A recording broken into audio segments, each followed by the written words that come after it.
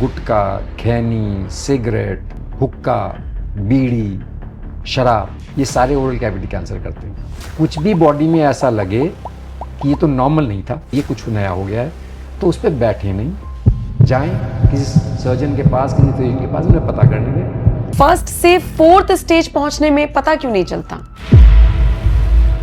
Cancer hereditary है? Surgery का बड़ा अहम रोल है। अगर मोटा मोटा बताऊं तो 80-85% कैंसर्स में सर्जरी का रोल है। कीमो में आम धारणा बनी है बाल गिर जाएंगे, ये हो जाएगा, वो हो जाएगा, को लेके धारणा है। तो मैं मजाक में उनको कहता हूँ बाल टेम्परेरी हैं, मुंडन भी तो कराते हैं हम लोग जाके। जब बाल वापस आते हैं ना तो घुंघराले आते हैं, तो पार्लर का खर्चा बच जाता है बाद में।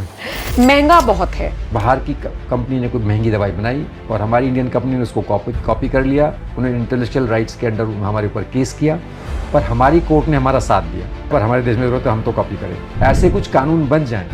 हमारे जो चीफ मिनिस्टर हैं योगी जी, वो गरीब पेशेंट के लिए 2 लाख रुपए तक फंड मुहैया करा देते हैं। वो हम पेशेंट की कंडीशन लिख के, उसका प्लान लिख करके हम भेजते हैं, वो पैसा आ जाता है। गिलोय खतरनाक है? हाँ बिल्कुल, गिलोय की वजह से बहुत लोगों के लीवर खराब हुए। पूरे शरीर में कहीं का भी कैंसर हो सकता है। फूड पाइप का भी कैंसर? हाँ, तो उसको भूख लग रही है मगर खाना रुका हुआ है, फूड पाइप का कैंसर है, रास्ता रुक गया, खाना जा नहीं रहा अंदर। वो आपके शरीर पे में घुसा हुआ एक जिहादी है, ऐसा समझिए।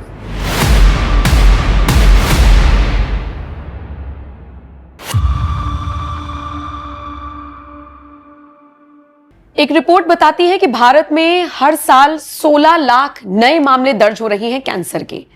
एक्सपर्ट्स ये भी कहते हैं कि 2045 तक ये आंकड़ा 24 लाख हो सकता है पर ईयर।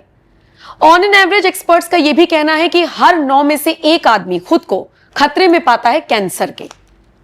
सवाल ये उठता है कि हम बात करते हैं मॉडर्नाइजेशन की, 21वीं सदी की, साइंस एंड टेक्नोलॉजी की, लेकिन आज भी कैंसर को हमेशा से ये क्यों कहा जाता है कि जो अमीर हैं वही इलाज करा पाएंगे, गरीबों के लिए ये आज भी मौत का सौदा ही है। आज एक ऐसी पर्सनालिटी से आपकी मुलाकात कराएंगे जो सर्जरी के क्षेत्र में, ऑन्कोलॉजी के क्षेत्र में लंबे वक्त से जुड़े हुए हैं और एक लंबा अनुभव उनको है। तो आज उनसे समझेंगे कि कैंसर की स्टेजेस, बचाव, इसके कारण, सर्जरी ही एक प्रोसेस है या मेडिकेशन से हो सकता है, और इन तमाम पहलुओं पर आज विस्तार से चर्चा करेंगे।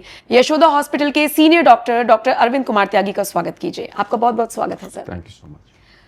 कैंसर सुनते ही सर डर लग जाता है, कौन सी स्टेज है ये तो बात की बात है। अगर डॉक्टर ने रिपोर्ट में बोल दिया कैंसर, तो आधा आदमी तो वही मरीज बन जाता है।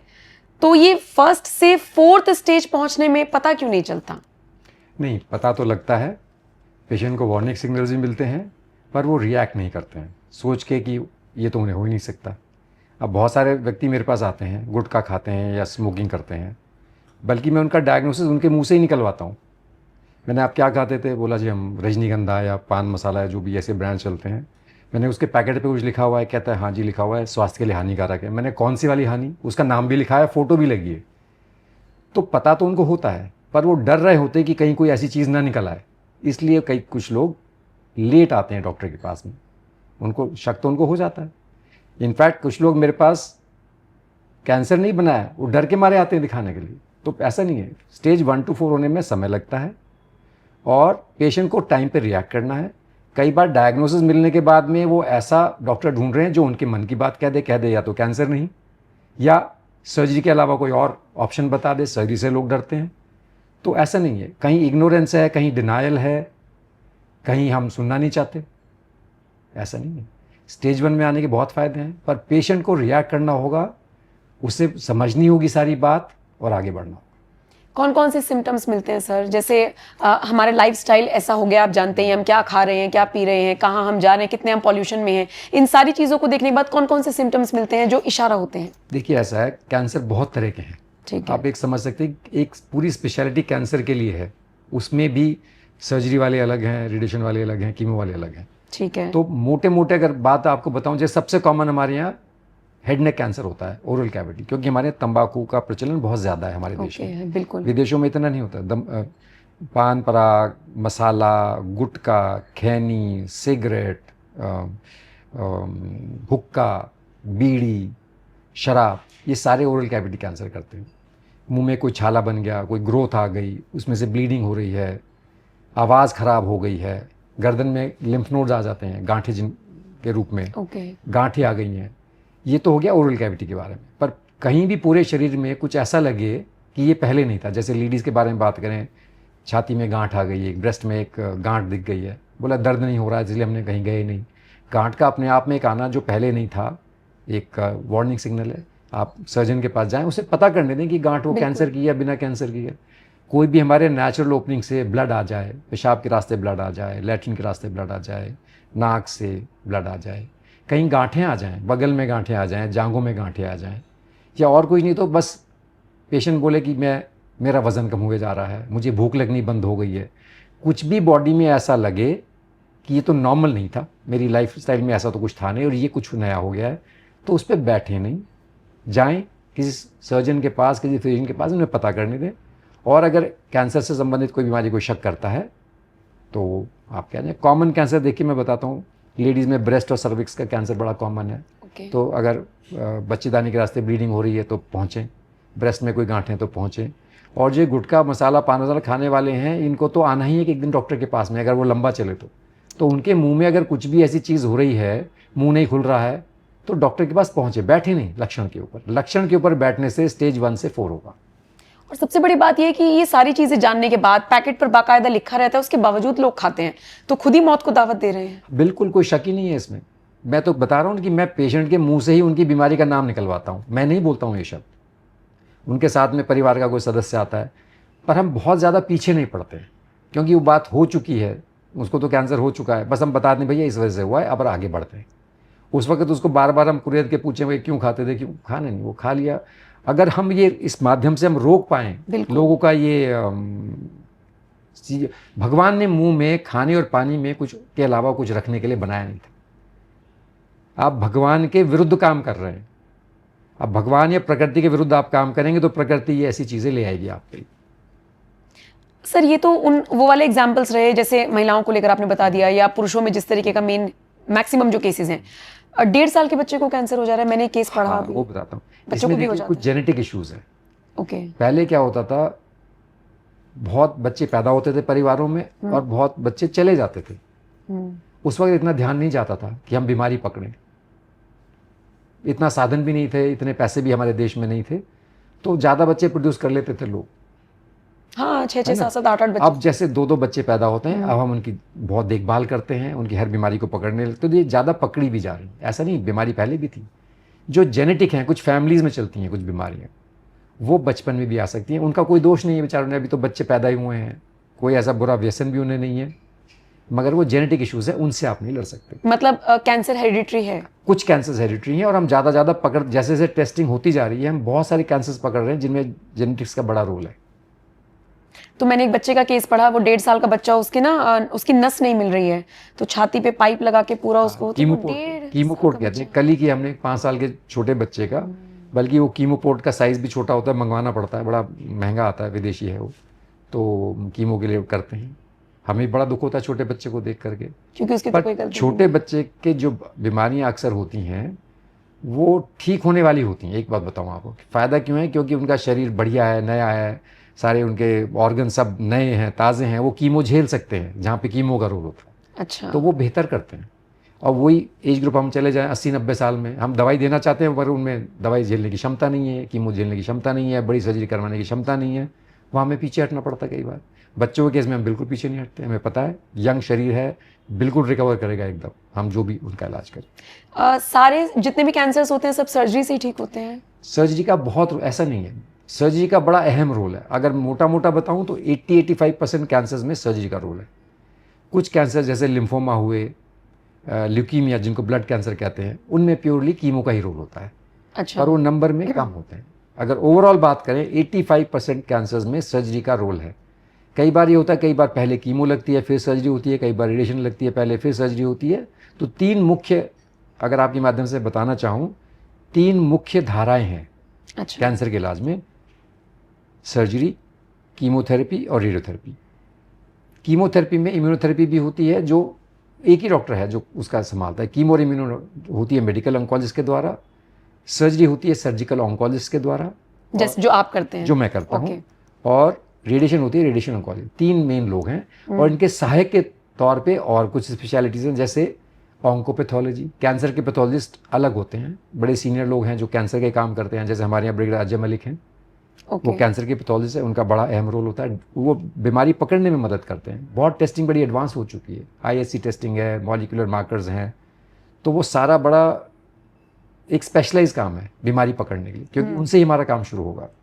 फिर हमारे पास टीजिंग के लिए हमें न्यूक्लियर मेडिसिन स्पेशलिस्ट की ज़रूरत पड़ती है, जैसे पेट स्कैन वगैरह जो करते हैं। अच्छा तो हमारे यहाँ एक सिस्टम है हमारे यहाँ हॉस्पिटल यशोदा में कि हमारा एक ट्यूमर बोर्ड होता है, हम अपने मन से कुछ नहीं करते हैं। सारी टीम बैठती है थर्सडे को, और जो भी कॉम्प्लिकेटेड केसेस होते हैं उनमें हम सब बैठ के 15 डॉक्टर साथ बैठते हैं और सब साथ बैठ के निर्णय लेते हैं कि पहले क्या करना है। अच्छा पर तीनों अक्सर एडवांस केसेस में तीनों ही लगती हैं, सर्जरी भी, रेडिएशन भी और कीमोथेरेपी। जल्दी आने से कई बार सिर्फ खाली सर्जरी से काम हो जाता है, रेडिएशन की जरूरत नहीं पड़ती, कीमो की जरूरत नहीं पड़ती। रेडिएशंस मतलब बॉडी में कुछ इंजेक्ट किया जाता है? नहीं, इंजेक्ट नहीं किया जाता, इसमें एक मशीन रहती है, ओके उसमें से रेडिएशन निकलती हैं, हम वो रेडिएशन अच्छा। फोकस करके उस डिजीज पार्ट में लगाते हैं।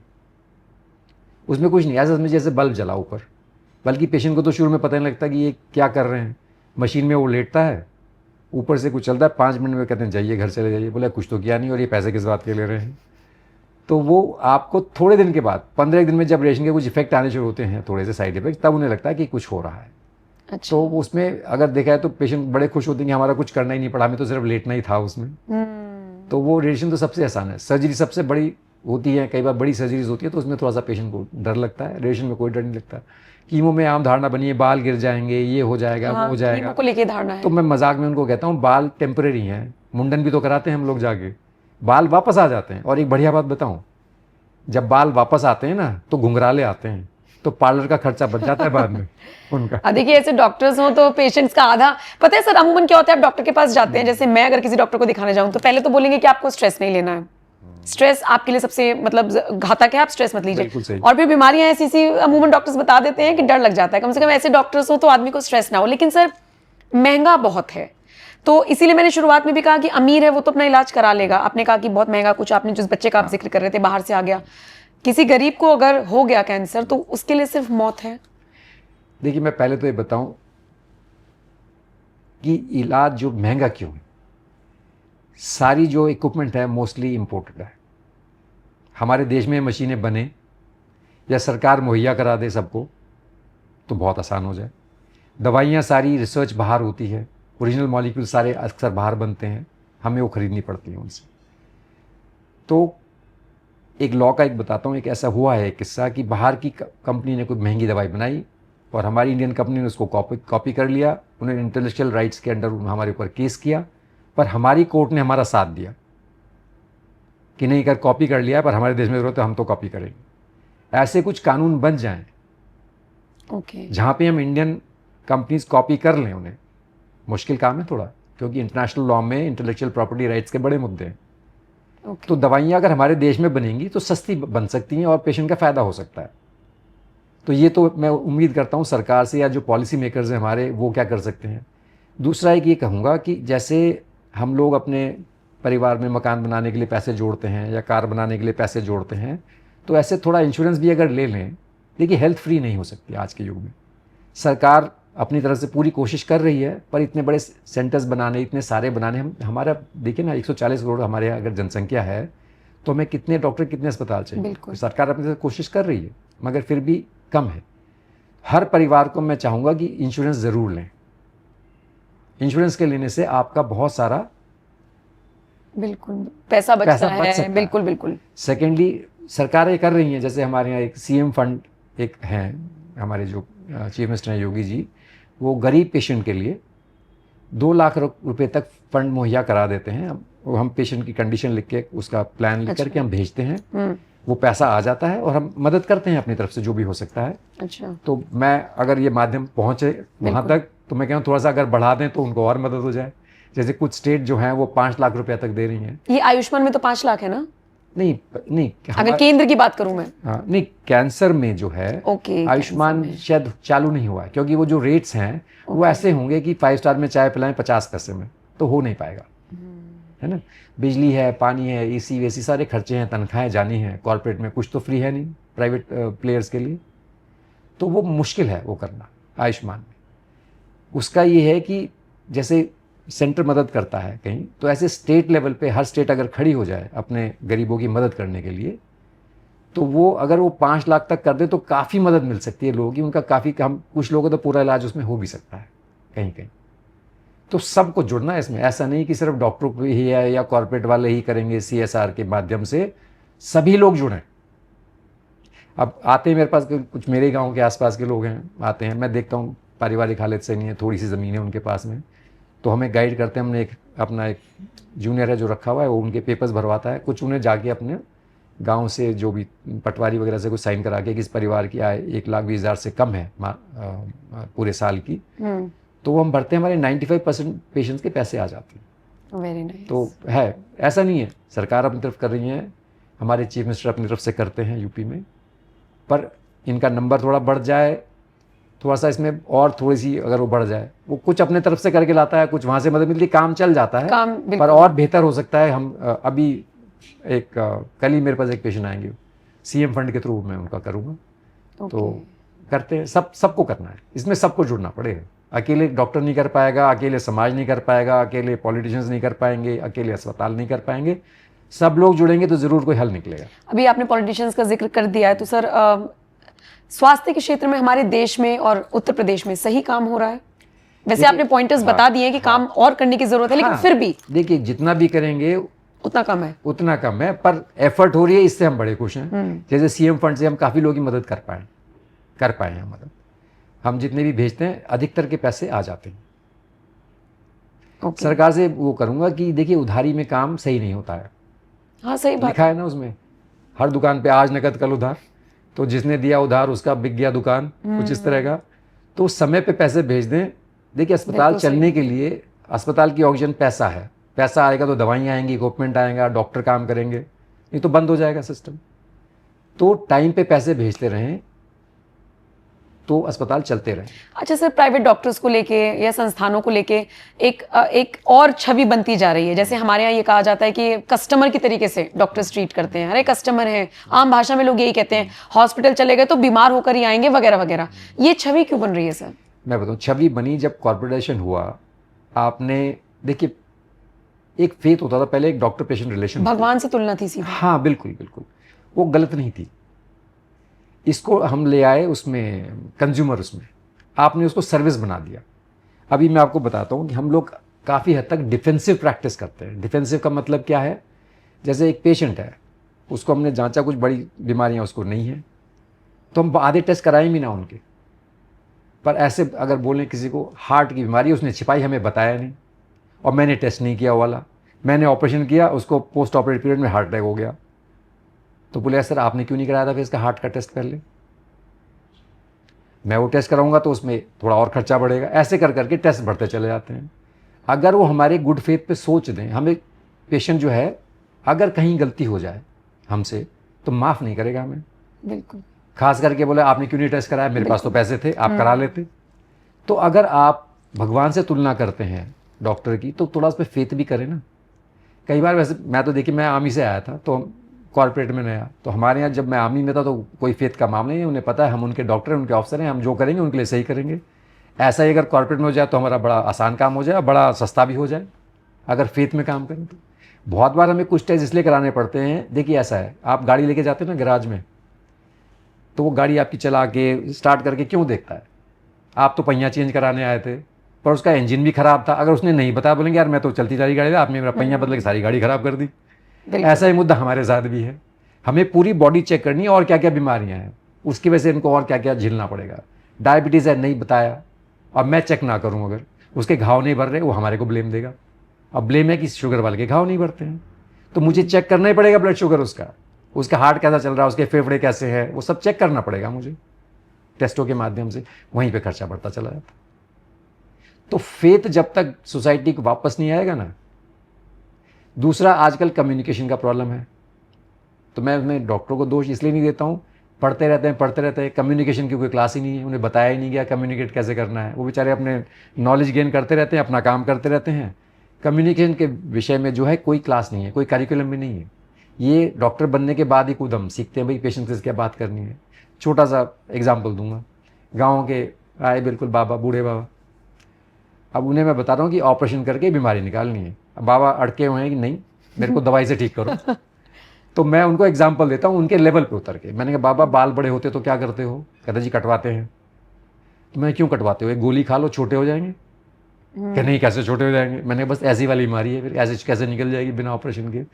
तो कम्युनिकेशन आपको उस पेशेंट के इंटेलेक्चुअल स्तर पे उतर कर आपको देना है। कोई बहुत बड़ा रॉकेट साइंटिस्ट है, वो बहुत कुछ जानना चाहेगा, जेनेटिक लेवल पे बात करना चाहेगा, कर ले। मैं बड़ा खुश होता हूँ कोई बंदा अगर गूगल से पढ़ के आया ना मेरे पास, मेरा काम बड़ा आसान है।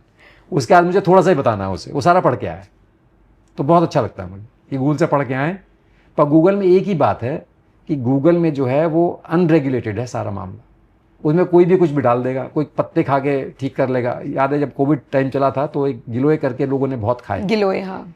तो हमारे कुछ पेशेंट जो हमारे से इलाज करा रहे थे, हमने देखा उनके लिवर फंक्शंस गड़बड़ हो रहे थे। तो हमने कहा लिवर फंक्शन क्यों गड़बड़ हो गए? हमें हर कीमो के पहले जांच करानी होती है। तो मैंने पूछा भाई, हम पूछते कुछ खा पी तो नहीं रहे थे? कहते हाँ जी हम गिलोय का जूस पी रहे थे। गिलोय की वजह से बहुत लोगों के लिवर खराब हुए। गिलोय खतरनाक है? हाँ बिल्कुल खतरनाक है, बहुत लोगों के लिवर। अब इसमें पब्लिकेशन आने वाली है उसके ऊपर कि गिलोय ने क्या किया। इसी तरह बहुत सारी आयुर्वेदिक दवाइयाँ हैं जो लोग खाते हैं। अब आयुर्वेदिक दवाइयों में देखिए, हम कोई एलोपैथिक दवाई खरीदते हैं, उस पर डेट ऑफ मैन्युफैक्चर होगा, डेट ऑफ एक्सपायरी होगी, सब होगा उसमें, है नहीं? जब हम आयुर्वेदिक की पुड़िया लेते हैं ना किसी से, हम कुछ नहीं पूछते उसमें क्या है, उसका कंपोजिशन क्या है, उसकी डेट ऑफ मैन्युफैक्चर क्या है, बस पुड़िया बाबा ने दी थी वो खानी है। मजाक में हम कई बार बोलते हैं ऐसे कुछ हैं बाबा है जो घूम रहे हैं, बोले पहाड़ से, हिमालय के पर्वत से खोद के लाए हैं ये वाला कोई पर्टिकुलर धातु वहाँ से या कुछ ऐसे करके, और उन्होंने उसको बना लिया है, प्रॉपर पैकिंग कर रखी है उसकी, उस पर डेट ऑफ एक्सपायरी भी है। वो तो हज़ारों साल पुरानी ये धातु वहाँ से लाए हैं और एक्सपायरी डेट अगले महीने की है उस पर। अगर वो बाबा जी टाइम पे खोद के नहीं लाते तो पहाड़ पे एक्सपायर हो गई होती। तो थोड़ा सा हमको, अगर हम पढ़े लिखे हैं, सेंस भी लगाना होगा, साइंटिफिक माइंड लगाना होगा। ऐसे नहीं कि अंधविश्वास में नहीं, इलाज नहीं हो सकता, वो गलत है। उस पर अगर रिसर्च नहीं हुई है तो आप एक एक्सपेरिमेंटल एनिमल बन गए उस इलाज के लिए। ऐसा ना करें अपने साथ के। ये एक ऐसी है भगवान की दी हुई एक टेम्पल समझिए इसको, इसमें आप इसका खिलवाड़ ना करें। साइंटिफिक चलें, डॉक्टर से पूछें, सबसे पूछें। मैं तो कहता हूँ आयुर्वेदाचार्य उससे पूछें, होम्योपैथ वाले से पूछें क्या डेटा है इसके ऊपर, बताएं। बिना डेटा के इलाज ना करें। जो भी दवाइयाँ नहीं आती हैं डेटा के आधार पर चलती हैं। बहुत सारी दवाइयाँ ईजाद होती हैं, आधी नहीं चल पाती हैं, करोड़ों पैसे रुपये खर्च हो जाते हैं, पूरी टेस्ट होने का पता लगा नहीं दवा बकवार है, फेंको इसको। सर एलोपैथ और आयुर्वेद और होम्योपैथ में भी तो आपस में 3-5 लगा रहता है। नहीं पता है क्या है, मैं किसी होम्योपैथिक के डॉक्टर से बात करूं तो वो इधर वालों को बुरा बता देते हैं। बिल्कुल सही है। मैं ये कहता हूँ साइंटिफिक बने, डेटा बताएं। वर्ल्ड हमारी इनको क्यों एक्सेप्ट नहीं करता, आयुर्वेद को और होम्योपैथ को क्यों एक्सेप्ट नहीं करता? डेटा नहीं है उसके ऊपर। एलोपैथ को क्यों एक्सेप्ट करता? डेटा है उसके ऊपर, एविडेंसेस हैं। आजकल जो प्रैक्टिस हो रही है वो एविडेंस बेस्ड मेडिसिन चल रही है। ये नहीं कि मेरे मन में मैंने अलग से पुड़िया बनाई है, इसका नुस्खा सिर्फ मुझे पता है, मैं किसी को नहीं बताऊंगा। अरे आप बताएं, आप बहुत बढ़िया आयुर्वेद अगर निकली तो हम नोबेल प्राइज दिलवाएंगे उनको, क्यों नहीं? एलोपैथी कहाँ से निकली है? बहुत सी दवाइयाँ बाहर से ली गई हैं, पर उन पर टेस्ट हुए हैं, उन पर डेटा आया है, उन पर एक्सपेरिमेंट हुए हैं। ऐसे नहीं कि मेरे मन से मैंने दे दी, मेरे परिवार को नुस्खा पता है और मैं अपने बच्चे को बता के जाऊँगा, किसी को नहीं बताऊँगा दुनिया में। ये गलत है, वो गलत है। आर्मी में कितने साल सर्विस दी सर आपने? मैंने 33 ईयर्स। मैं प्रीमेच्योर लेके आया था, तो क्योंकि मेरे इस रैंक के बाद में मैं एज अ ब्रिगेडियर मैं रिटायर हुआ था, तो इस रैंक के बाद में मुझे प्योर एडमिनिस्ट्रेशन करना था। And I love my job, surgery. तो मैं अभी भी 7 साल मुझे रिटायर हो गए, मैं अभी भी सर्जरी करता हूँ, खूब करता हूँ, मुझे मज़ा आता है वो काम करके। सर क्रिटिकल मोमेंट होता है कोई ऑपरेशन टेबल पे जाके या सर्जरी टेबल पे जाके कभी ऐसा लगता है कि ये क्रिटिकल है, या कोई ऐसा केस जो आप? नहीं, मैं बताता हूँ। क्रिटिकलिटी लगती है आपके ट्रेनिंग से और आपके एक्सपीरियंस से। जब आप यंग होते हो तो आपको वो थ्रिल रोज ही मिलती है, पर जब आप सीनियर हो जाते हो, आप इतने सारे वो केस देख चुके होते हैं, अब उसमें कोई थ्रिल नहीं मिलती है, वो रूटीन काम हो जाता है आपका। मजा उसमें बताऊँ मैं आपको एक, उसमें आई एम अ पैराट्रूपर। क्या मतलब है सर इसका? जहाज से कूदते हैं। ओह। तो जब पहली जंप होती है तो उसमें बड़ा वो लगता है, थ्रिल बहुत होती है, बड़ा पल्स रेट बहुत हाई हो जाती है, और वो 25-30 के बाद में तो वो रूटीन से काम होता है, बस थोड़ा सा मोमेंटरी होता है। जब जंप करो तो उतने में आपका वो हो जाता है आपका, इसको हम मजाक में कहते हैं ना, एड्रेनलिन निकलता है हमारा। जब आप thrill all of us are thrill seekers. किसी को किस में मज़ा आता है, योगी को मेडिटेशन में मज़ा आता है, हर एक को अपने काम में मज़ा आता है, एडवेंचर सीकिंग लोगों को वो थ्रिल उसमें मज़ा आता है। तो हमारे लिए भी एक तरह का वही है, थ्रिल सीकिंग होते हैं, सर्जन्स आर थ्रिल सीकर्स, पर वो किसी के फ़ायदे के लिए करते हैं। एक है ना, एक शब्द है, एक सेंटेंस है, kind cruelty of surgeons knife. हाथ में तो चाकू है मगर बड़ी काइंडनेस है उसके पास, क्रूअल है क्योंकि चाकू है हाथ में, पर काइंडनेस है वो। तो इस एज तक आते आते तो हमें पहले ही पता होता हम क्या कर रहे हैं, इंटेंट क्या है हमारी करनी। क्या वैसे थोड़ा सा लाइफ आगे बढ़ाने के लिए हमें पता है ठीक नहीं होगा, थोड़ी सी लाइफ आगे बढ़ानी है उसकी, वो पता होता है। और वो सारी चीज़ें डिस्कस की जाती हैं पेशेंट के रिलेटिव के साथ। कई बार पेशेंट के साथ नहीं करते हैं, वो घबरा जाएगा, पर घर में उसके तो किसी को सच्चाई बतानी है, बात है। तो घर में उसके बाकी उसमें हम आई पर्सनली आइडेंटिफाई कि मैं घर में कौन स्टेबल दिख रहा है। एक बड़ी बताऊँ, एक बड़ी अजीब सी बात है। एक पुलिस के एक कांस्टेबल हैं, उनका स्टेज 4 की बीमारी है। अच्छा। और वो खुद बड़े, वैसे तो पुलिस में काम करते हैं, पर वो मैंने रियलाइज किया वो झेल नहीं पाएंगे सत्य अगर मैं बताऊं। और उनकी पत्नी को भी मैं सत्य नहीं बता पा रहा स्टेज के बारे में। उनके 12 साल का लड़का है, वो कहता आप मुझे बता दीजिए। तो मैं बड़ा अचंभित हुआ, मैंने कहा अरे छोटे बच्चे को मैं सच्चाई बताऊं कि तेरे फादर का स्टेज 4 कैंसर है, वो ठीक नहीं होने वाला, जो मैं कर रहा हूँ कुछ महीने आगे चलेंगे। तो मैंने, वो बच्चा इतना कॉन्फिडेंट था, आप मानेंगे नहीं, मैंने सारी सच्चाई उस बच्चे से बात करी है। पेशेंट को नहीं बताया, उसके वाइफ को नहीं बताया, वो छोटा बच्चा, उसके बाद में उसका नाना भी आया था, मैंने कहा आप भी बैठे सुनिए, आप भी सुनिए। पर वो सच्चाई उस 12 साल के बच्चे को बतानी पड़ी, क्योंकि वो सबसे स्टेबल था उस घर में। तो हमें आइडेंटिफाई करना पड़ता है कौन घर में स्टेबल है, जो सुन पाएगा जो हम बताना चाहते हैं। सच्चाई बतानी तो बहुत ज़रूरी है, जाहिर सी बात है, बिल्कुल बिल्कुल। जैसे कई बार ठीक नहीं होने वाला है पेशेंट, स्टेज 4 का है, उसका इलाज बड़ा महंगा है, तो हम तो कहते हैं भैया तेरे अम्मा ने तो करा, मैं नहीं चाहता कि पूरा परिवार 3 महीने आयु बढ़ाने के लिए सारा घर बेच कर सब सड़क पे आ जाओ, अपना निर्णय लो आप। ये है, वो बताना बहुत ज़रूरी है, बताना चाहिए। वो मोमेंट तो क्रिटिकल होता होगा सर एटलीस्ट। नहीं क्रिटिकल इसलिए नहीं कि रोज ही करना है ना, हमें तो आप बताओ, चलो इसको बिल्कुल छोड़ देते हैं। शमशान में जो काम करता है, सही जो रोज वो आपका मत करता है, उसको इमोशन है किसी से जो वहाँ पहुँच रहा है? नहीं ना। तो हम इमोशन में, हमें इतना इमोशन तो है कि हमारा पेशेंट है, हमारे इमोशन नहीं होंगे उसके प्रति तो हम सेवा नहीं कर पाएंगे। पर सच्चाई बतानी बहुत ज़रूरी है। उसको हक है पूरा जानने का, उसका फ्यूचर क्या है, या उसके परिवार को बिल्कुल पूरा हक है। कैंसर लाइलाज शायद कॉर्पोरेट में ना यही कहीं हो रहा है, बुरी खबर को देना नहीं चाहता, वो है मुद्दा। ऐसा नहीं डॉक्टर बताना नहीं, कई बार पेशेंट पूछेगा नहीं, डॉक्टर बताएगा नहीं, वो भी गलत लगता है मुझे। हमें तो पेशेंट ना पूछे तो हम बोले नहीं भाई पूछो हमसे सवाल, हम बताएं तुम्हारा फ्यूचर क्या है, ठीक होने वाले हो नहीं ठीक होने वाले हो, बात करें इस विषय में। आप सॉरी मैं आपको इंटरप्ट किया। सही बात है, नहीं नहीं आपकी बात पूरी होनी चाहिए सर। मैं ये पूछ रही थी कैंसर लाइलाज है कंप्लीटली अभी भी? नहीं कि ठीक हो जाता है? नहीं, स्टेज 4 में कष्ट है, स्टेज 1 बहुत बढ़िया है, बहुत कम में काम हो जाएगा, सर्जरी में ही हो सकता है, सर्जरी से काम बन जाए, कीमो की जरूरत ना पड़े। जितना जल्दी पेशेंट आएगा उतने रिजल्ट बेटर हैं। ऐसा सोचिए घर में आग लगी है, घर के कमरे के कोने में आग लगी, आपने फायर ब्रिगेड बुला ली, आग बुझ गई, घर का कोई नुकसान नहीं हुआ, ठीक। पूरा घर जल गया, अब फायर ब्रिगेड बुलाने का कोई फायदा नहीं है। स्टेज 4 समझिए ऐसे, बहुत कम स्टेज 4 कैंसर ठीक हो सकते हैं, कुछ स्टेज 4 वाले भी ठीक हो सकते हैं, ऐसा नहीं है, लेकिन सब नहीं, पर बहुत कम है वो। तो स्टेज बढ़ाकर ना लाएं। और मैं आपको आज ये बताना चाहता हूँ इस माध्यम से, मुझे पता है क्रिटिसिज्म आएगा इस बात के ऊपर। फर्स्ट स्टेज का है, अनसाइंटिफिक ट्रीटमेंट चल रहा है। अनसाइंटिफिक से मैं, आप समझ जाइए मैं क्या कहना चाह रहा हूँ। उस वक्त ऐसा ना करें। अगर हम कह दें स्टेज 4 है और हमारे पास अब करने को कुछ नहीं है, आप कोई भी पद्धति से इलाज कराएं, पर जो एक है ना, एक क्रिटिकल पीरियड था जब आप ठीक हो सकते थे, उस वक्त आप वेट कर रहे थे, नाल में थे, कुछ और एक्सपेरिमेंट कर रहे थे, वो कर वहीं स्टेज बढ़ती है। मेरे पास रोज पेशेंट्स आते हैं वो वाले, स्टेज बढ़ा कर। स्टेज ना बढ़ने दें, शुरुआत में पहुंचे हैं, साइंटिफिक इलाज कराएं और बढ़े आगे। सर दिल्ली एनसीआर में केसेस बढ़ रहे हैं, इसके पीछे का कारण क्या है? नहीं दिल्ली में बढ़नी है, मैं बताता हूँ, एक तो बढ़ने का नहीं, एक तो पूरा हिंदुस्तान ही पहुंचता है ना इलाज कराने। हाँ ये भी है, ये भी बात है। बहुत सारे, मैं बताता हूँ मोड क्या है। बिहार से चलेंगे, ईस्टर्न यूपी से चलेंगे, उत्तराखंड से चलेंगे कि भाई दिल्ली में एम्स में इलाज कराएंगे। एम्स में इलाज बढ़िया होता है, पर वेटिंग बहुत है, बहुत वेटिंग। हाँ इलाज बढ़िया होता है।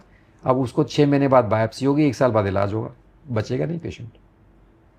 तो बेचारे उन पेशेंट्स को पर फोर्स उन्हें आसपास ढूंढने पड़ते हैं हॉस्पिटल, फिर देखना पड़ता है कौन सा उनके पॉकेट के हिसाब से सूट करेगा। अब बहुत सारे दिल्ली में हॉस्पिटल जो 5 स्टार होटल जैसे हैं, हाँ 5 स्टार जैसी हॉस्पिटैलिटी देते हैं, तो वो पेशेंट को अपना सोचना है। मैं जब सर्विस में था, मैं तो कभी 5 स्टार में खाना खाने नहीं गया, मेरी तनख्वाह अलाउ नहीं करती थी मुझे, और अब आदत नहीं है 5 स्टार में खाने की। जितने लोग बच रहे हैं बचे रहे घर का हाँ, अपना खाना तो खाएं। अपना, हाँ बिल्कुल, घर का खाना ही बढ़िया है, ढाबे का खाना ही बढ़िया है। देखिए बिल्कुल। 3 फैक्टर्स हैं जो कभी मैच नहीं होंगे। मैं आपके माध्यम से मैं बताना चाहता हूँ समाज को, क्वालिटी ऑफ ट्रीटमेंट, कितना बढ़िया ट्रीटमेंट होता है, cost of treatment and speed of treatment. अब एग्जांपल लें एम्स का, क्वालिटी बहुत बढ़िया है, खर्चा ठीक है, कम है, मगर स्पीड बहुत पुअर है। 1 साल बाद तो आपका स्टेज 4 ही हो जाएगा, ठीक है।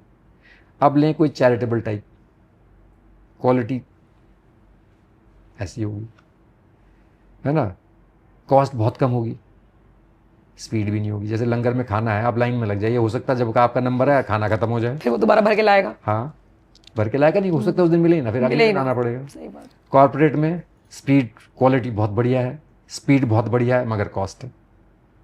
तो हर पेशेंट को ये तीनों फैक्टर अपने देखने हैं और कहाँ इलाज कराना है उसकी इच्छा। कॉर्पोरेट में देखिए, मैं तो कह रहा हूँ I am an employ of a corporate hospital, पर मैं गवर्नमेंट का देख के आया, मैंने वहाँ काम किया, फिर मैंने यहाँ देखा, तो जो हॉस्पिटल जो रन करते हैं ना, जो मैनेजमेंट है, उनके मुद्दे हैं, बिजली पानी ये वो सब बहुत खर्चा उनका होता है और कोई मदद नहीं है। आई बिलीव बैंक जो लोन देते हैं, आप हॉस्पिटल बनाएं या होटल बनाएं, लोन की दर वही है, तो कैसे होगा? समाज का वही बैंक मैनेजर जब आएगा तो उसे चैरिटेबल रेट चाहिए, तो कैसे होगा? तो कष्ट है। सबके बारे में सोचना है, हॉस्पिटल ओनर के बारे में भी सोचना है, पेशेंट के बारे में भी सोचना है, समाज के बारे में सोचना है, और सबको साथ चलना है। एक के पास आंसर नहीं मिलेगा, है ना? मेरे बहुत से रिच दोस्त हैं, वो कहते हैं पेशेंट बड़ा गरीब है, मेरे पास छोड़ गए, तो भैया मैंने तुम ही कुछ कर दो यार, तुम तो अमीर हो यार तो तुम भी मदद करो यार, आपके यहाँ एम्प्लॉय है, आपका ड्राइवर है, आपका कुक है, आप भी मदद करें उसकी। समाज में सबको जुड़ना है साथ। खाली गरीब पेशेंट को एक डॉक्टर पे छोड़ देना, डॉक्टर क्या करे भाई, दवाई कहाँ से लाएगा, वो पेड़ के नीचे कहाँ ऑपरेशन थोड़ी कर देगा वो, तो सबको जुड़ना है। सर कैंसर पेशेंट्स की डाइट भी अलग होती है? नहीं, वो हमें डिपेंड करता है कि वो हर पेशेंट को देखा जाता है। ये कल ही सवाल किसी ने मेरे से पूछा कल व्हाट्सएप पे, जैसे किसी को फूड पाइप का कैंसर है। कहाँ कहाँ के कैंसर होते हैं सर, इसके बाद मुझे बताइएगा। ये शरीर, पूरे शरीर में कहीं का भी कैंसर हो सकता है। फूड पाइप का भी कैंसर होता है? हाँ, तो उसको भूख लग रही है मगर खाना रुका हुआ है, फूड पाइप का कैंसर है, रास्ता रुक गया, खाना जा नहीं रहा अंदर, तो हम उसका एक नाक से एक ट्यूब डाल देते हैं उसके थ्रू। अब ट्यूब से तो रोटी तो जाएगी नहीं, चावल जाएगा नहीं, तो लिक्विड जाएगा। लिक्विड में दूध है, जूस है, जैसे हम अंडे देना चाहते हैं। अब एक चलिए एक और सवाल मैं आपके माध्यम से मैं आपको बताऊं, अंडों में बहुत पोषण है, 1 बाल्टी दूध के बराबर एक अंडे को समझिए आप, इतना इसमें पोषण है। भगवान, हम जब भी किसी प्रोटीन को कंपेयर करते हैं तो एग के प्रोटीन से कंपेयर करते हैं, वो गोल्ड स्टैंडर्ड है। अच्छा। तो अंडे फोड़ के दूध में फेंट के हम ट्यूब से दे सकते हैं। अब मुद्दा यहाँ आता है कहीं धार्मिक इश्यूज आ जाते हैं। अब धार्मिक इशू है कि बोले जैन साहब हैं तो अंडे नहीं खाएंगे, तो मैं बड़ी रिक्वेस्ट करता हूँ, मैंने कहा भाई अंडे खा लो यार, सस्ते में काम चल जाएगा, और 10-20 रुपए के आ जाएंगे 4-5 अंडे, या एक अंडा मेरे 6-7 रुपए का आता है, 10-12 अंडे हम दे देंगे तो पूरे प्रोटीन आपके शरीर में चला जाएगा। और उसी अंडे में एक प्रोटीन होता है एल्ब्यूमिन नाम का, वो अगर हम दवाई के रूप में दें तो हम दिन में 2 देते हैं और 20,000 का लगता है वो, तो कहीं हमें पीछे हटना पड़ता है और अड़ जाते हैं कि हम तो जैन हैं, हम तो नहीं खाएंगे। तो मैं उन्हें अपना पर्सनल एग्जाम्पल था, मैंने कहा भैया मैं त्यागी ब्राह्मण हूँ मैं मीट वीट नहीं खाता, फौज में रहा, मैंने कभी मीट वीट नहीं खाया, पर अंडे में खा लेता हूँ, क्योंकि जो अंडा बाजार में मिल रहा है, जिसको हम फार्म का अंडा कहते हैं, उसमें कोई जीव नहीं है, उस पर मुर्गी बैठेगी, उसमें से चूजा नहीं निकलेगा। तो उसको ऐसे समझें जैसे भैंस से दूध है, ऐसे मुर्गी से अंडा है, जब उसमें जीव ही नहीं है। बिल्कुल बिल्कुल। एक ग्रुप है सेवेंथ डे एडवेंटिस्ट अमेरिका में, क्रिश्चियंस का एक सेक्ट है, वो हमारे जैनियों से भी आगे हैं। वो एनिमल से आया हुआ कोई प्रोडक्ट नहीं लेते, वो मक्खन और घी भी नहीं खा रहे, दूध भी नहीं पी रहे हैं, या तो फिर वैसे बने। तो अगर प्रोटीन एग का अगर हम दे पाएं किसी पेशेंट को तो उससे बहुत मदद मिलती है। लेकिन आपको ये कन्वे करने में कितना टाइम लगता होगा? नहीं, बात तो करनी पड़ती है। मैं आपको सही बताऊं, कई बार जितना ऑपरेशन का टाइम होता है ना, उससे ज़्यादा मैं बात करता हूँ। बात करूंगा 2 घंटे, ऑपरेशन मेरा 45 मिनट में खत्म हो जाने वाला है। पर वो कम्युनिकेशन जरूरी है, पेशेंट का हक है सच जानने के लिए और सब समझने के लिए, वो बहुत ज़रूरी है बताना। मैंने कई जैनी भी कन्वर्ट किए हैं, उन्होंने कहा सर मुंह से मत दीजिए, ट्यूब से दे दीजिए। इन्हें नहीं बताएंगे। मैंने कहा ठीक है जी, पर आपको बता दिया, आपको उनके परिवार के सदस्य हैं, दे दीजिए। तो सब तरह से चलता है। नहीं, एक डॉक्टर के कंधों पे बहुत जिम्मेदारी होती है। जिम्मेदारी, पेशेंट्स को भी देखना है, पेशेंट्स के जो तीमारदार जो साथ में लोग आए हैं हाँ, उनको भी देखना है। देखिए बताऊं, आप सत्य बोलते रहें, जो भी है, अच्छा या बुरा, पेशेंट खुद समझ जाएगा। उन्हें पता है इस डॉक्टर ये हमें क्या बता रहा है। पेशेंट्स जनरली काफ़ी समझदार होते हैं, बहुत ही बिरला कोई मिलता है। कई बार सोचते हैं ना कोई पेशेंट की बहुत अमीर है, वो कुछ भी खरीद लेगा, सेहत भी खरीद लेगा। नहीं, स्टीव जॉब्स क्यों मरता फिर पैनक्रेटिक कैंसर से? तो कोई कोई होते हैं एरोगेंट, पैसों के एरोगेंस पे बात करते हैं। हम उनसे ही प्यार से बात करते हैं, भाई ये है मुद्दा, आप देख लीजिए आपने क्या करना है। रोबोटिक सर्जरी क्या है सर? रोबोटिक सर्जरी अक्सर पेट और छाती में होती है, जो बॉडी में कैविटीज़ होती है ना, जहाँ पर अच्छा। जैसे पेट एक कैविटी है, छाती एक कैविटी है, वहाँ पे वो इस्तेमाल होती है। और उसमें बिना कट दिए हम छेद बनाते हैं, उनसे हम वो औजार डालते हैं। ऐसा समझिए जैसे चॉपस्टिक से हम नूडल्स खाते हैं ओके। या हाथ से खाते हैं, तो वो अंदर जाते हैं, उनसे हम ऑपरेशन करते हैं। उसका सबसे ज़्यादा फ़ायदा उसमें होता है जहाँ पे हमें कोई नेचुरल ओपनिंग से हम वो जो हमने काटा है उसको निकाल पाएँ। जैसे यूट्रस है ना, यूट्रस का कैंसर वगैरह कुछ होता है, तो हम वो औजार डाल के अंदर काट देते हैं और नीचे के रास्ते से ही हम उसको निकाल लेते हैं स्पेसिमेन को और बंद करते हैं। प्रोस्टेट है, छोटा ऑर्गन है, वो एक छोटे से छेद से बाहर आ जाएगा। अच्छा। तो वो उसके लिए बहुत बढ़िया है। जहाँ पर ऑर्गन छोटा है, डिफ़िकल्ट जगह में ऑपरेशन, जैसे हम पेल्विस एक जगह होती है जो बच्चे आने का रास्ता जहाँ होता है, वहाँ पर नैरो स्पेस है, लाइट नहीं पहुँचती है, हाथ भी तंग, रास्ते में मुश्किल होते हैं, वहाँ पे वो बहुत बढ़िया काम करता है। कई जगह हम बहुत बड़े ऑर्गन, जैसे किडनी का कैंसर है, इतना बड़ा कैंसर है, इतना बड़ा कैंसर? साइज में। कैंसर क्या होता है सर? कैंसर समझिए किसी ऑर्गन में अनकंट्रोल्ड ग्रोथ हो गई। जैसे समझे किसी की नाक है, सबकी नाक यहाँ की इतने में रुक गई ना, किसी की हाथी की तरफ बढ़ती चली जाए, तो मतलब कोई भी साइज बड़ा हो गया, ऑर्गन बढ़ किसी भी जाए। ऑर्गन में ऑर्गन बड़ा हो जाता है और वो काम भी नहीं करता है, फंक्शन खराब हो जाता है, ऑर्गन बड़ा होता चला जाता है, उस ऑर्गन से वो फैल जाता है। एक एग्जाम्पल दूंगा, फैल के कहीं भी चला जाएगा शरीर के किसी हिस्से में। आपने सुना है काली माँ खून क्यों पीती है? काली माँ की फोटो देखिए, जबान ऐसे भी, हाथ में एक सर पकड़ा हुआ है और जबान पे खून लगा हुआ है। तो एक डेमन था रक्त बीज नाम का, बिल्कुल। तो उसको क्या वरदान प्राप्त था कि अगर उसकी गर्दन काट के कहीं भी खून का एक कतरा गिरा तो वहीं एक राक्षस और पैदा हो जाएगा। तो एक काली माँ को पता था ये, तो उन्होंने गर्दन काट के खून पी लिया, रक्त नीचे नहीं गिरने दिया। तो कैंसर बिल्कुल वैसे समझिए, वो दानव है, किसी ऑर्गन में शुरू हो गया है वो अपना अत्याचार करने, उसके कहीं भी छोटे छोटे कण निकल के कहीं भी रक्त के माध्यम से कहीं पूरे शरीर के किसी भी जगह में जाके बैठ गए, वहीं पर एक और खड़ा हो जाएगा वैसे ही। तो फेफड़े में खड़े हो जाते हैं, लिवर में, दिमाग में, हड्डियों में, कहीं भी चले जाते हैं। उसको हम कहते हैं स्टेज 4 हो गया, फैल गया।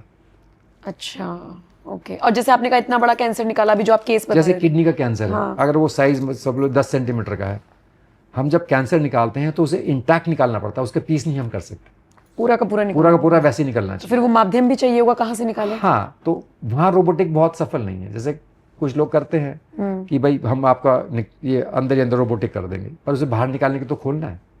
अब बाहर निकालने के लिए उतना ही खोलना है जितने से हमारे हाथ जाके पहले ही कर सकते, तो वहाँ रोबोटिक का कोई खास फायदा नहीं है। तो फिर उस केस में तो उसमें रोबोटिक नहीं करना चाहिए। अच्छा, तो वो जुडिशियस अप्रोच है। कई बार पेशेंट पुश करता है डॉक्टर को, नहीं हमारा रोबोटिक करो, रोबोटिक करो। रोबोटिक तो कर देंगे भैया, निकालेंगे कैसे? तो ये सारी बातें पेशेंट को भी डॉक्टर से करनी चाहिए। डॉक्टर तो करेगा ही पेशेंट से। सारी बातें पहले क्लियर होनी चाहिए, कहाँ फायदा है कहीं फायदा नहीं है, बिल्कुल समझना। बड़ा लॉजिकल है वो सब कुछ, पेशेंट को भी समझ में आएगा, डॉक्टर को समझाना है उसे कि भाई यहाँ पे फायदा होगा रोबोटिक करने का, यहाँ फायदा नहीं होगा।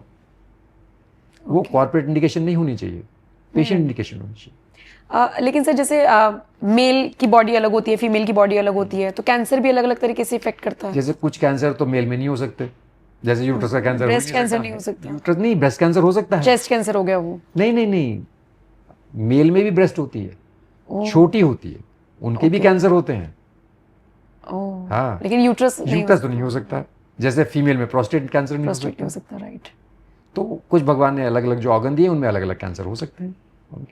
लेकिन बॉडी पे इम्पैक्ट अलग अलग तरीके से डालता है, क्योंकि महिलाओं को बेसिकली हम स्ट्रांग उतना नहीं समझते हैं। मेंटली तो हम स्ट्रांग है, फिजिकली दोनों की अपने स्ट्रेंथ्स और वीकनेसेस हैं, ऐसा कुछ नहीं है। हमने किसने कहा? हमारे यहाँ देखिए, हमारे दुर्गा माँ स्ट्रांग है, काली माँ स्ट्रांग है, आप बंगाल में जाइए, जो हमारी डोमिनेंट डेटी है, जिसको हम शक्ति का प्रतीक मानते हैं, वो तो लेडी है। ऐसा कुछ नहीं है, ऐसा कुछ नहीं है। दोनों शरीर स्वस्थ हो सकते हैं और दोनों ही खराब हो सकते हैं अंदर से, वो बीमारी की वजह से। शरीर में ladies are much more suited for survival. आपको पता है, अगर 10 लड़कियां पैदा होती हैं और 10 लड़के पैदा होते हैं ना, वो ज़्यादा स्ट्रांग होती हैं, वो कम केयर में भी वो पल जाती हैं। पुराने ज़माने में नहीं देखा, गाँव में क्या होता था, कितना केयर लड़के का लड़कों कितनी करते लेकर थे, आउट किया, बिल्कुल। लड़का तो केला खाएगा और छिलका लड़की फेंक के आएगी बाहर। बिल्कुल बिल्कुल ऐसे ही होता था ना बिल्कुल। विलेजेस में। अब तो कैसे अब तो क्या चीजें सुधर गई हैं। चेंज हो गया। बिल्कुल। सर, बायोप्सी को लेकर लोगों के अंदर कंफ्यूजन है कि बायोप्सी कराएंगे तो कैंसर हो जाएगा। मिथ है, मिथ है। हिंदी में वर्ड मिथ्या और मिथ एक जैसे ही लगते हैं। तो मिथ ये है कि ये इसको हमने पीस छेड़ दिया तो ये बढ़ जाएगा। तो मेरा उत्तर ये है कि भैया, जिसका नहीं छेड़ा था उसका कम हो गया क्या? जिसका बायोप्सी नहीं हुई और इसका इलाज भी नहीं हुआ, तो उसका कैंसर छोटा हो गया क्या? उसका भी बढ़ेगा। कैंसर की प्रवृत्ति बढ़ने बढ़ने बढ़ने बढ़ने पे ही है, और पेशेंट को लेके चली जाती है। वो ना कराएं बायोप्सी, जिसकी बायोप्सी नहीं वो ठीक थोड़ी हो, वो फाइनली मरा ही। बायोप्सी वो आधार है जिस पे हम डायग्नोज करते हैं, और उसी के बाद इलाज शुरू होता है। बायोप्सी नहीं करेंगे तो इलाज ही शुरू नहीं हो सकता। इसका ये जो कुछ सवाल है ना, ये इसी इलाके में ज़्यादा प्रचलित है।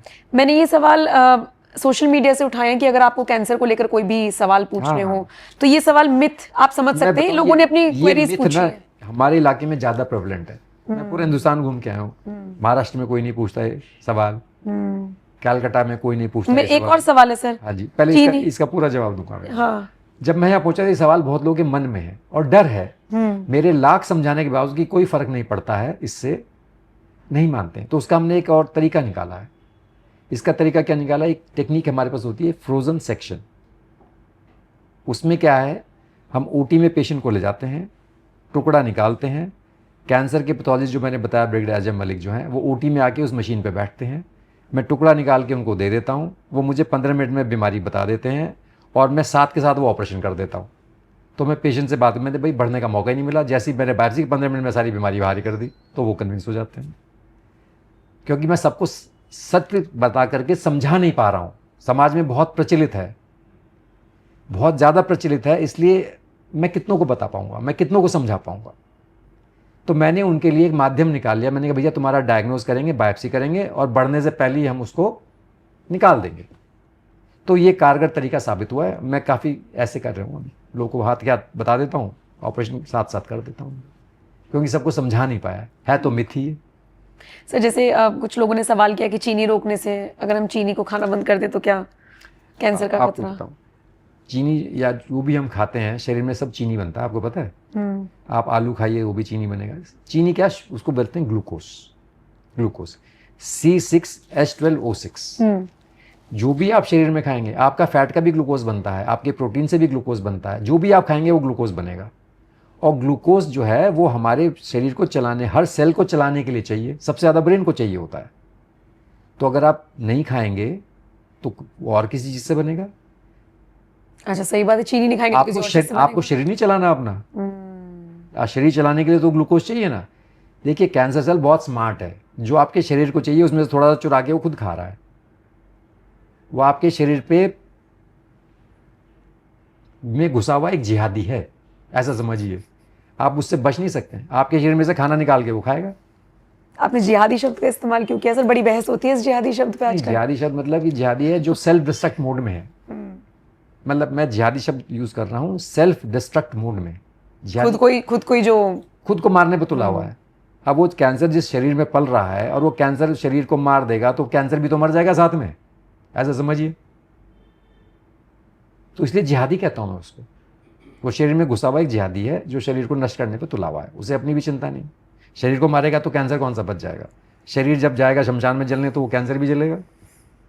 सर, इलाज के बाद कुछ लोगों को डर है कि कैंसर लौट आएगा, ये है डर? वो मतलब डर भी नहीं है। क्या होता है, ये अगर ऐसा कर दें कि इलाज के बाद कभी वापस ना आने वाला हो, तो फिर कैंसर नाम बुरा ही कहाँ हुआ फिर? आप समझिए, जो भी हम ट्रीट करते हैं, कैंसर के रिकरेंसेस होते हैं।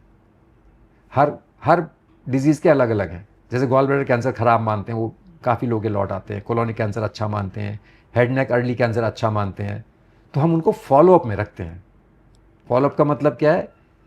जैसे हमने अपना प्रोटोकॉल बनाया हुआ है कि कैंसर पेशेंट को पहले 2 साल में हम हर 3-3 महीने में बुलाएंगे, उनका क्लिनिकल देखेंगे, पेट स्कैन कराएंगे, और कुछ नहीं है तो हम उन्हें घर भेज देंगे। ऐसा 2 साल तक करते हैं। उसके अगले 3 साल हम 6-6 महीने में बुलाते हैं। उसके बाद हम साल में 1 बार बुलाते हैं 5 साल के बाद। 4-5 साल पार हो गए तो फिर बीमारी नहीं आएंगी वापस। तो 50 मतलब एक तरीके से 5 साल ऑब्जर्वेशन में रखा नहीं, जाएगा। हर बीमारी के लिए अलग है। जैसे ब्रेस्ट कैंसर के बारे में मैं बताऊं, थोड़ा सुन के अच्छा ना लगे, वो 50 साल के बाद भी वापस आ सकता है।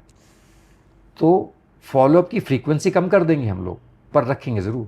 ब्रेस्ट कैंसर में कुछ में हम कह देंगे भाई जैसे किडनी कैंसर है, 5-6 साल हो गया, अब वापस नहीं आएगा, पर फॉलोअप ज़रूरी है, क्योंकि 100 में से 10, 15, 20 के वापस आएंगे depending on stage. Late stage है, स्टेज 3 के आसपास है तो ज़्यादा चांस है वापस आने का, स्टेज 1 है तो कम चांस है वापस आने का, पर फॉलोअप में सबको रखा जाता है। सर ब्रेस्ट कैंसर कैसे हो सकता है? ये इसका तो कोई तंबाकू से भी लेना देना नहीं है ना, तो ये ब्रेस्ट कैंसर कैसे बन सकता मैं है? बताता हूँ कि ब्रेस्ट क्या होती है। देखिए, ब्रेस्ट टिश्यू के बारे में बात करें तो ब्रेस्ट टिश्यू ना बड़ा लिबाइल टिश्यू बोलते हैं। लिबाइल का मतलब है जब छोटी बच्ची पैदा होती है ब्रेस्ट नहीं होती है, फिर वो बच्ची जवान होती है तो ब्रेस्ट आती ओके। है, फिर जब बच्चे पैदा होते हैं उस टाइम और साइज बड़ा होता है।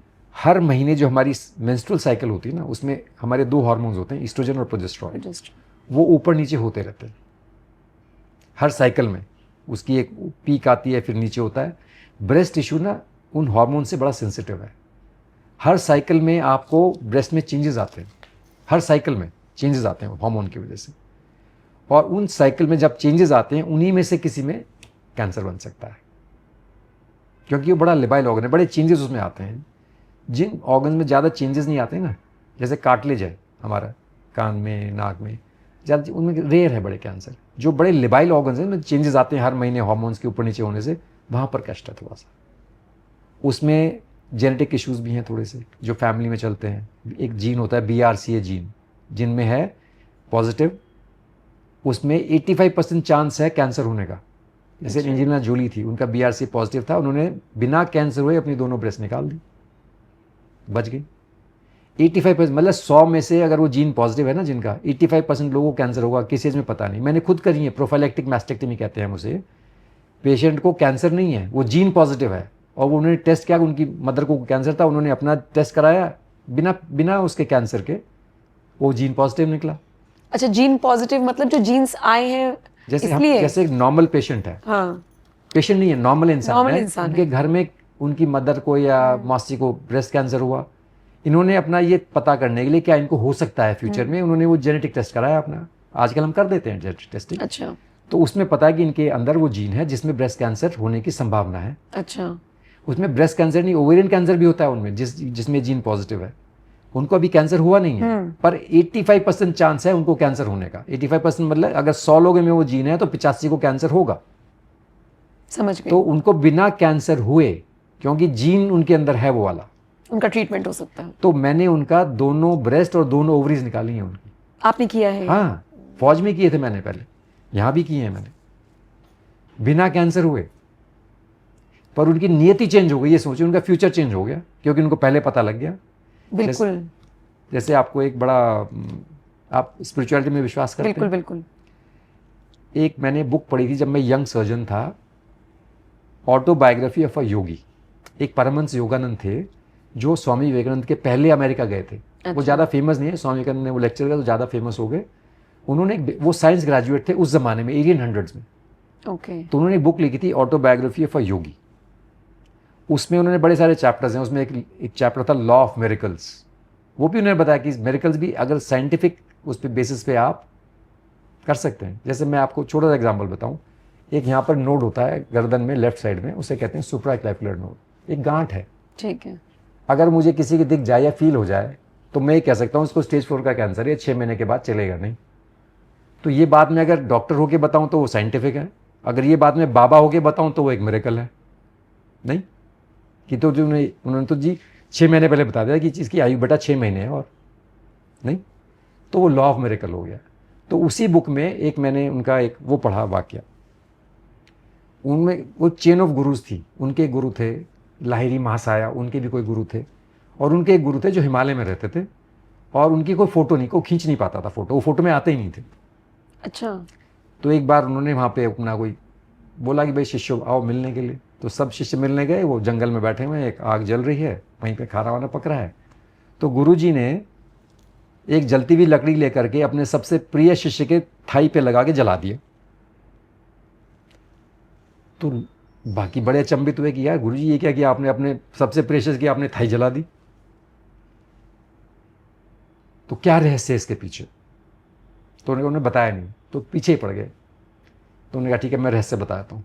कहता आज तेरी नियति में ये था कि आज तुझे जल के मरना था आज कहीं, तो मैंने तुझे बुलवाया है कि कैंप तेरे उसी में रखा गया ऑनर में, और तेरा मैंने टोकन कर दिया जला के, तो तू बच गया, तेरा टोकन हो गया। जलना तो था नियति में था तेरा, जलना था और जल के मरना था तेरे को। आज मैंने तेरी थाई में आग टच करके टोकन कर दिया तेरा, क्योंकि नियति को तो चेंज नहीं कर सकते, जलना तो है, जब तुझे आज जलाना तो है तेरे। आप समझ रहे हैं? कहीं ये लॉ है, कहीं ये साइंस है, कहीं ये मिरेकल है। कुछ अगर आप पहले आप पहचान लें तो जेनेटिक टेस्टिंग वैसा ही कुछ है। आप जेनेटिक टेस्टिंग करके आप बता सकते हैं फ्यूचर में इसका क्या। ये तो मिरेकल है। मतलब हम अब आप सोचिए ना कि किसी को कैंसर हुआ नहीं है, लेकिन वो हम डिटेक्ट भी नहीं हुआ है, लेकिन वो जीन पॉजिटिव है। हाँ, नहीं जाहिर सी बात है। बाबा बन के, सर्जन बाबा बन के श्रेय नहीं लूंगा, ये साइंस का मामला है। बिल्कुल साइंस का मामला है। जो यंग जनरेशन है सर, कैंसर से बच सकते हैं वो? हाँ, वाया मिरेकल या वाया साइंस? साइंस कैसे बच सकते हैं अगर कोई? हाँ, मैं आपको ये बता बताऊं, सकें। अभी मेरे को बहुत सारे बुजुर्ग मिलने आते हैं पेशेंट के साथ। पेशेंट की उम्र है 40 साल, वो जो मिलने आए उनकी उम्र है 90 साल। साइकिलों में आ रहे हैं। इस इलाके में मैंने शरीर जो देखे ना, चौधरीज के और त्यागीज के और सबके, जो पुराने लोग थे ना, जो सिंपल खाना खाते थे, फिजिकल एक्सरसाइज करते थे, खेतों में काम करते थे, साइकिल चलाते थे, सिंपल रहते थे, स्ट्रेस नहीं लेते थे, वो बड़ा हेल्दी लिविंग था। अभी के जो हम लोग हैं, हमारा खान पान बदल गया है, हमारा सोना बदल गया है, हम सोते कम हैं, हम स्ट्रेस बहुत लेते हैं, हम एक्सरसाइज नहीं करते हैं, फास्ट फूड सही नहीं है। जो पुराना खाना, ज़्यादा खाना बहुत सही नहीं है, शरीर के हिसाब से खाना सही है। जो हमारा एक्स्ट्रा वेट बढ़ रहा है, obesity is a major risk factor for cancer. हमारी लाइफस्टाइल, तंबाकू खाने का, खैनी खाने का प्रचलन इधर नहीं था, ये ईस्टर्न यूपी से आया है, बिल्कुल है ना, पान वान खाने का फैल गया है। तो आप टोबैको प्रोडक्ट से बचें, आप हेल्दी फूड खाएं, लीफी वेजिटेबल्स, फ्रूट्स खाएं, खूब खाएं। फास्ट फूड कभी कभी चीट डेज हो सकते हैं, कभी हफ्ते 10 दिन में पिज़्ज़ा खाने का मन है तो खा लीजिए, पर रोज़ नहीं। अब मेरे बच्चे हैं 2 लड़के, डॉक्टर बने हैं, हॉस्टल में रहे हैं, आदत पड़ी हुई है फास्ट फूड खाने का। अब मैंने अपना फार्म हाउस बनाया, शहर से बाहर की फास्ट फूड पहुंच ही ना पाए, मगर वहाँ भी उन्होंने ढूंढ लिया, वहाँ भी पहुँचा रहे हैं उनको पिज़्ज़ा लोग, फार्म हाउस में जंगल में जाके। तो एक्सरसाइज करें, समय पे सोएं, पूरी नींद लें। पूरी नींद 8 घंटे? 8 घंटे, हाँ। यंग शरीर को 8 घंटे की नींद चाहिए। अब 8 घंटे की नींद में आपको थोड़ा काटना पड़ेगा। अब देखिए मैं डॉक्टर हूँ, मैं बिजी लाइफस्टाइल है मेरा, मैंने टीवी काट रखा अपनी लाइफ से, मुझे व्हाट्सएप देखना पड़ता है पेशेंट के लिए, मैं फालतू नहीं देखता कुछ भी टीवी वगैरह। तो मैं गुजारिश करूँगा आपके माध्यम से, यंगस्टर जो हैं अपने दादा से पूछे या परदादा से वो क्या करते थे सेहत के लिए, बस वही करना है उन्हें। सिंपल खाना, बढ़िया खाना, फ्रेश लीफी वेजिटेबल्स, एक्सरसाइज, समय पे उठना। थोड़ा सा मुश्किल पड़ेगा शुरू में, पर डूएबल है अगर कर पाएँ तो। मैं बड़ा इंप्रेस रहता हूँ, आजकल बच्चे मैराथन वगैरह दौड़ते हैं, अच्छी चीज़ है, एक्सरसाइज करें। एक्सरसाइज करने से आपकी इम्यूनिटी बढ़ती है, और इम्यूनिटी, देखिए कैंसर सेल्स हमारे बॉडी में रोज़ बनते हैं, हमारी बॉडी में रोज़ बनते हैं। कैंसर्स क्या हैं? अबनॉर्मल सेल्स हैं, पर बॉडी की इम्यूनिटी उनको अबनॉर्मल पहचान करके उनको मार देती है। जिसकी इम्यूनिटी वीक हो गई और वो कैंसर सेल मर नहीं पाया, तो कैंसर का सेल बोलता भाई मुझे तो नहीं मार पाए, अब मैं बताऊंगा इनको। मैंने जिहादी बोला ना शब्द, वो एक कैंसर सेल के 1 के 2, 2 के 4, 4 के 8, 16 ऐसे बनते जाते बड़े फास्ट, और वो ही कैंसर बन जाता है। मैं सोचता हूँ बड़े छोटे छोटे बच्चे स्ट्रेस में आ रहे हैं, नीट का एग्जाम ले रहे हैं, रात दिन पढ़ रहे हैं, खाने का पता नहीं है, सो नहीं रहे हैं, स्ट्रेस में है, लिम्फोमा जैसी प्रॉब्लम उनको आ रही है।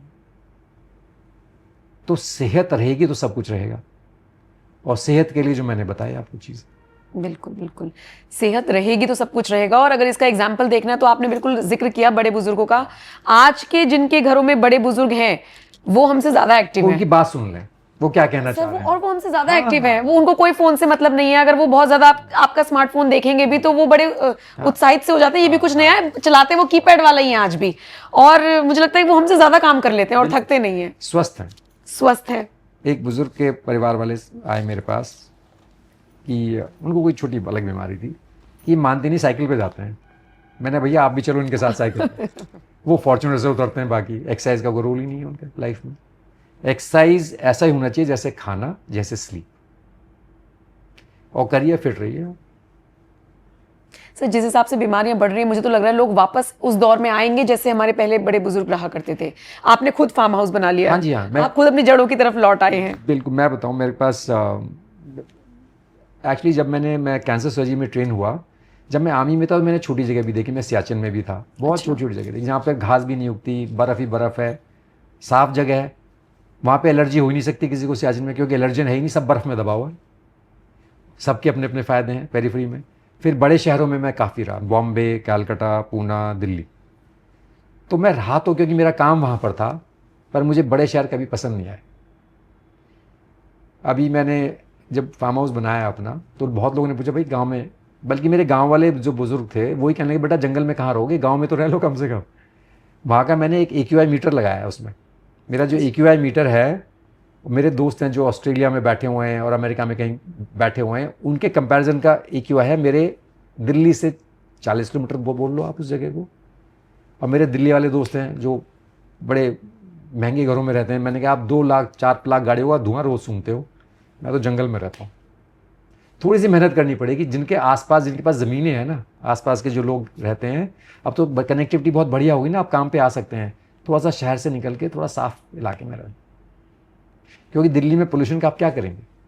बस दिन भर रोएंगे, पोल्यूशन है, पोल्यूशन हाँ, है, पोल्यूशन है। कुछ कर नहीं पाएंगे। हवा तो वही मिलेगी आपको।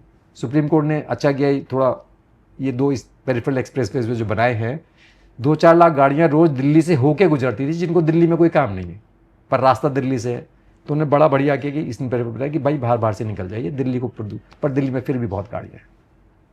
दिल्ली को तो कुछ करना होगा, या नहीं करना तो दिल्ली वालों को कुछ करना होगा, आसपास निकलना। बिल्कुल बिल्कुल। और नहीं, आपने बिल्कुल ठीक है, कनेक्टिविटी बहुत बढ़ गई है।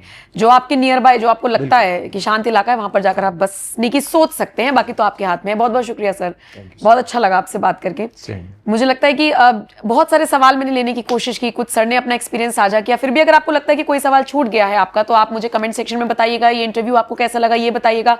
उम्मीद करते हैं नेक्स्ट सेशन में फिर से मिलेंगे कुछ और सवालों के साथ। और फिलहाल के लिए इतना ही। बहुत बहुत शुक्रिया सर, इस इंटरव्यू को देखने के लिए आपका भी बहुत बहुत शुक्रिया। नमस्कार।